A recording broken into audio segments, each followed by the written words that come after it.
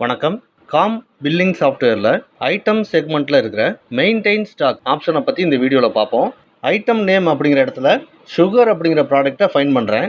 இப்போ இதில் நாம் மொத்தமாக வாங்கி லூஸில் சேல் பண்ணுறது 1/2 kilo packet, 1/4 kilo packet, 1 kilo packet, இப்படி 4 ஐட்டம்ஸை நம்ம க்ரியேட் பண்ணியிருக்கோம். இதில் நியூ கொடுத்துட்டு ஹோம் பேஜில் இருக்கிற பில்லிங் செக்மெண்ட்டை ஓப்பன் பண்ணிக்கிறேன்.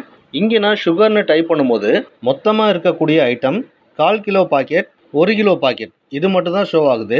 1/2 கிலோ பாக்கெட் ஷோ ஆகலை.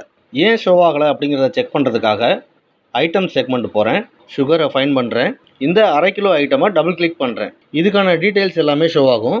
இங்கே ஸ்டாக் சேல் யூனிட் அப்படிங்கிற இடத்துல இந்த பொருள் கிரியேட் பண்ணுறப்ப ஓப்பனிங் ஸ்டாக்காக 10 கிலோ இருந்தது அப்படிங்கிறத கொடுத்துருக்கோம். மெயின்டைன் ஸ்டாக் இந்த இடத்துலையும் எஸ் கொடுத்துருக்கோம்.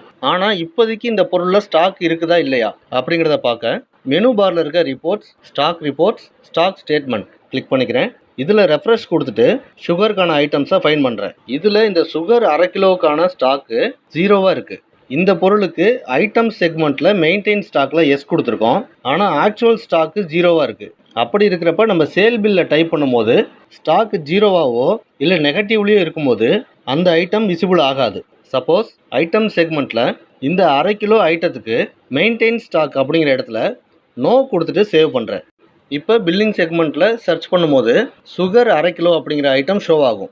இதை யூஸ் பண்ணி நம்ம பில்லிங் பண்ணுறது அப்படின்னாலும் பண்ணிக்கலாம். இதில் 2 நம்பர் சேல் பண்ணுறேன். இந்த பில்லிங்கை முடிச்சதுக்கப்புறமா இந்த பொருளுடைய ஸ்டாக்கை செக் பண்ணும்போது நம்மக்கிட்ட ஸ்டாக்கே இல்லாமல் நாம் 2 நம்பர் சேல் பண்ணியிருக்கோம்.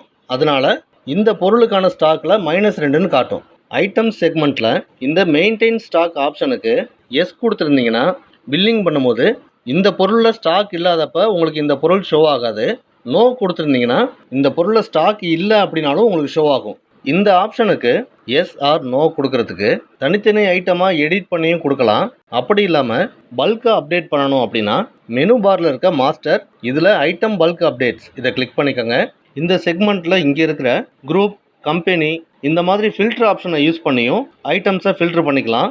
எந்த குரூப் அப்படின்னு செலக்ட் பண்ணிவிட்டு ரெஃப்ரெஷ் பண்ணும்போது அந்த குரூப்பில் இருக்க ஐட்டம்ஸை மட்டும் ஃபில்டர் பண்ணிவிட்டு ஷோ ஆகும். இந்த பொருட்கள் எல்லாத்துலேயுமே இந்த ஸ்டாக் அப்படிங்கிற களத்தில் டிக்காக இருக்குது. அப்போது மெயின்டைன் ஸ்டாக்கு எஸ்ஸில் இருக்குது. இதை பல்காக எப்படி மாற்றலாம் அப்படிங்கிறத பார்க்கலாம். இந்த மெயின்டைன் ஸ்டாக்கு பக்கத்தில் இருக்க பாக்ஸை கிளிக் பண்ணுங்கள். இதில் நோ கொடுத்துட்டு இந்த மெயின்டைன் ஸ்டாக் பட்டனை கிளிக் பண்ணுங்கள். தகவல் சேமிக்கப்பட வேண்டுமான்னு கேட்கும், எஸ் கொடுத்துருங்க. இப்போ இந்த குரூப்பில் இருக்க எல்லா ஐட்டமுக்கும் ஸ்டாக்குங்கிற களத்தில் அன்டிக் ஆகிருக்கும். அதாவது மெயின்டைன் ஸ்டாக்கு நோ கொடுத்துட்டோம். குரூப், கம்பெனி இந்த மாதிரி ஃபில்டர் பண்ணாமல் இருக்கிற ஐட்டம் எல்லாத்துக்குமே மொத்தமாக அப்டேட் பண்ணணும் அப்படிங்கிறப்ப இந்த ஃபில்டர் ஆப்ஷனில் இருக்கிறத கிளியர் பண்ணிவிட்டு ரெஃப்ரெஷ் பண்ணுங்கள். நம்ம ஏற்கனவே பண்ண மாதிரி நோ கொடுத்துட்டு இந்த மெயின்டைன் ஸ்டாக் பட்டனை கிளிக் பண்ணுங்கள். எஸ் கொடுத்துட்டோம் அப்படின்னா நம்மக்கிட்ட இருக்க எல்லா ஐட்டத்துக்கும் மெயின்டைன் ஸ்டாக் ஆப்ஷன் நோ அப்படின்னு மாறிடும். இந்த மாதிரியும் பல்காக அப்டேட் பண்ணிக்கலாம். அடுத்த வீடியோவில் சந்திப்போம். நன்றி, வணக்கம்.